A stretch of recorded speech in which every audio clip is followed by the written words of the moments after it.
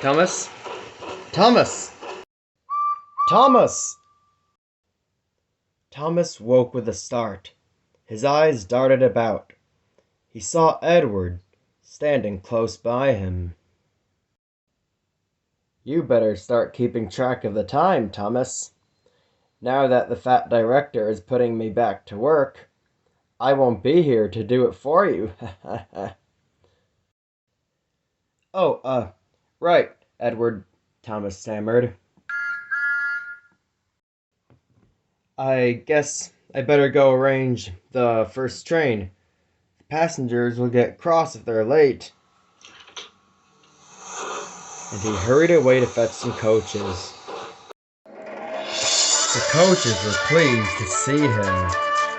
"You're running late, they twittered. "Only by a few minutes, my dears," chuckled Thomas. Thomas took them to the platform and pushed them into the waiting engine's tender. "You're late." "Sorry, 87546, Thomas puffed. "The Edward says that..." "Regaby. My name is Regaby. And I suggest you start calling me that, unless you want me to rip you a new buffer beam." "Your name was taken away by the fat director, and for a good reason too. You and 98462 have been nothing but bullies towards us ever since you've arrived." "That's rubbish, coming from you. At least my jokes don't end up hurting anyone." "Why, you..." "That's enough, 87546. "Ah, Alfred, my brother." "Don't call me either of those things. I'm 98462, and I am not your brother." "Oh, don't listen to Fat Hat. He, much like the little blue twit to my right..." "They don't understand just how great we really are." "Well, I think their treatment to us is only fair, considering how we've behaved. I suggest that you face the music and give up now before it's too late."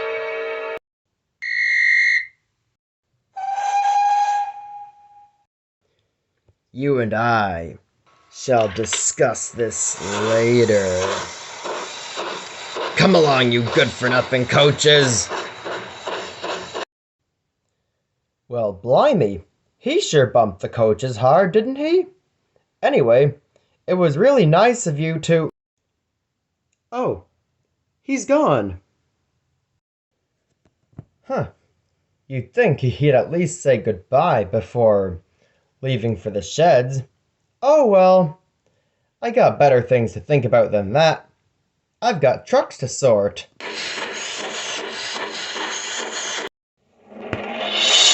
As Thomas went about his work, he couldn't stop thinking about 87546 and 98462. The forementioned had been an experimental prototype, the only one of his class built, making him rather arrogant.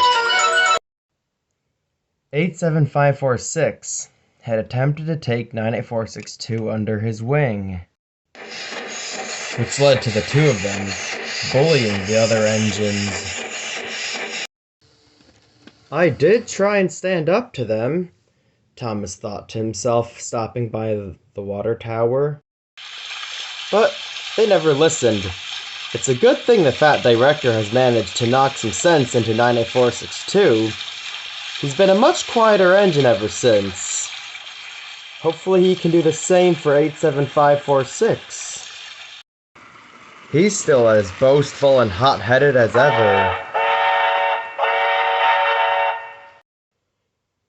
Thomas the Tank Engine! Thomas's thoughts were interrupted. It was the fat director. What's this I hear about you bumping 87546's coaches? I'm sorry, sir? Thomas stammered. I have no idea what you're talking about.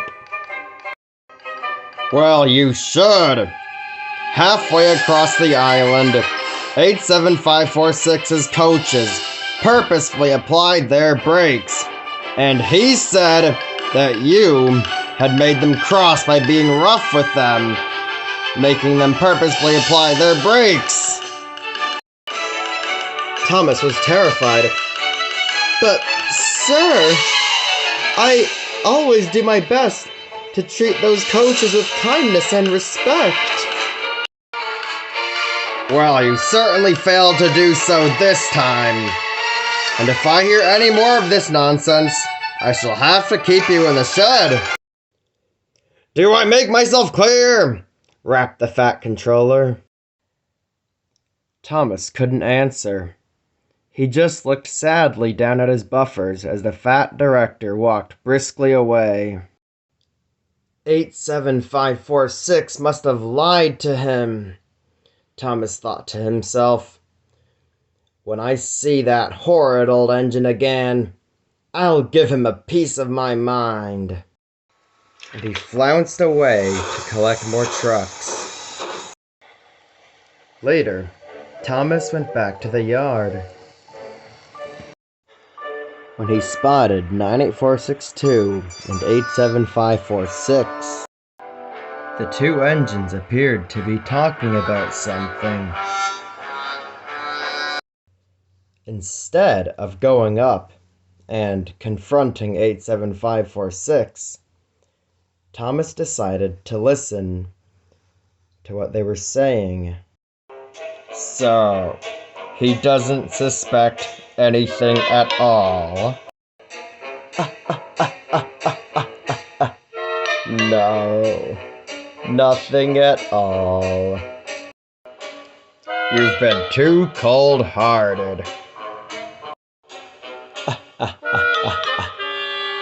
Oh, Alfred, my brother. Don't you dare call me either of those things. I'm 98462, and I am not your brother. Oh, just forget about that. Look, these Sudrian engines are nothing more than a group of misfits. A clattering old kettle, a failed experiment, an idiotic tank engine who doesn't know what's good for him. Look, 87546, you're going to have to give up this fight eventually. The fat director is this close to sending us away. Your so-called power won't mean anything in the LNER. Well, if you hadn't decided to betray me, we'd have gotten ourselves a lot farther. We'd be like kings of the railway. If I kept listening to your silly schemes, you'd have caused a lot more trouble. It's about time you shut this down, 87546. This has gone on for too long. 87546? I believe we're being watched. Pardon me? 87546? Regaby? Thomas, you eavesdropping little weasel! Regaby! Regaby! Regaby, wait! Oh, whoa! Oh, cinders and ashes!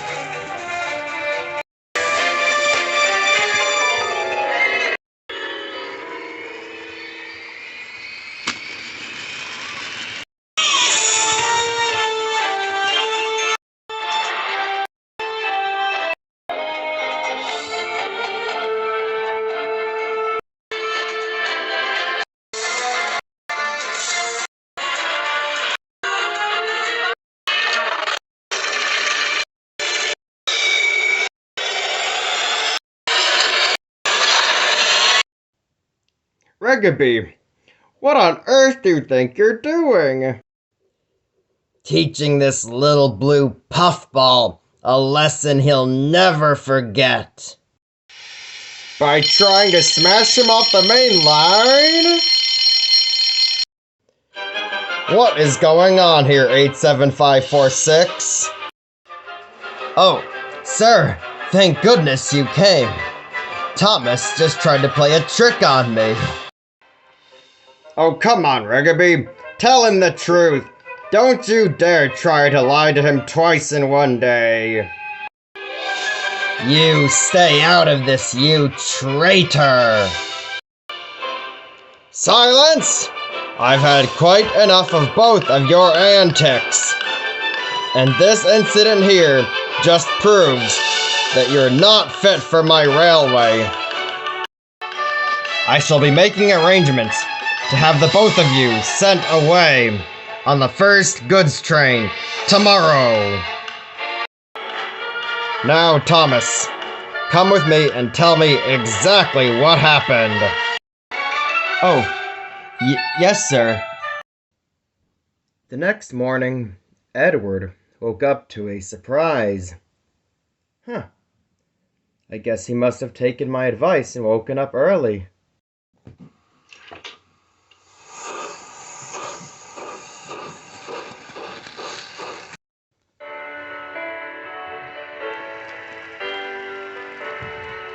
Hello, Tom. Oh. He's gone. Edward. He's gone. Who is? Alfred. I asked driver and fireman to come early so I could say goodbye. Oh. I'm sorry, Thomas. I'm guessing he took 87546 with him? Yes. They double-headed a goods train bound for the mainland. Did Alfred say goodbye back? Yes, Edward. I didn't think he was the sort of engine to say goodbye. Thomas, can I ask you something? Do you think he changed? Yes, Edward. I think so. I only wish I could have gotten to know him more.